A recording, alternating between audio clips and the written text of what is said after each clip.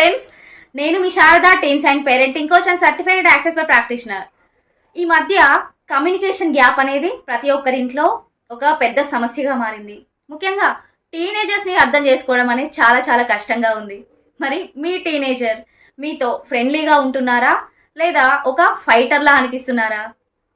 చాలామంది పేరెంట్స్కి ఇది ఒక పెద్ద ఛాలెంజింగ్లా ఉంది. అయితే వాళ్ళ యాటిట్యూడ్ను తప్పు పట్టడం అని కాదు, కానీ వాళ్ళ బిహేవియర్లో వచ్చే బిగ్ చేంజెస్ ఇవి. సో మీ కమ్యూనికేషన్ గ్యాప్ తగ్గించడానికి నేను ఒక 2 గోల్డెన్ రూల్స్ చెప్పబోతున్నాను. దయచేసి వీడియో లాస్ట్ వరకు చూడండి. Number 1, listen first.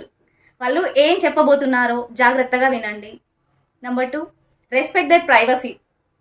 కాస్త గ్యాప్ ఇవ్వండి అండ్ వాళ్ళ నమ్మకాన్ని గెలుచుకోండి. డెఫినెట్లీ ఈ రూల్స్ మీకు చాలా బాగా ఉపయోగపడతాయి.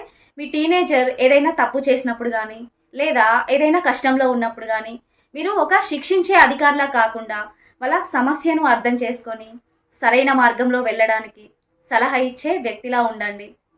ఒకవేళ మీ ముందు వాళ్ళు యాటిట్యూడ్ చూపిస్తే కనుక అది ఒక పెద్ద ఛాలెంజింగ్లా తీసుకోకుండా మీ మధ్య ఉన్న కమ్యూనికేషన్ గ్యాప్ తగ్గించడానికి ఉపయోగపడే ఒక అవకాశంలా చూడండి.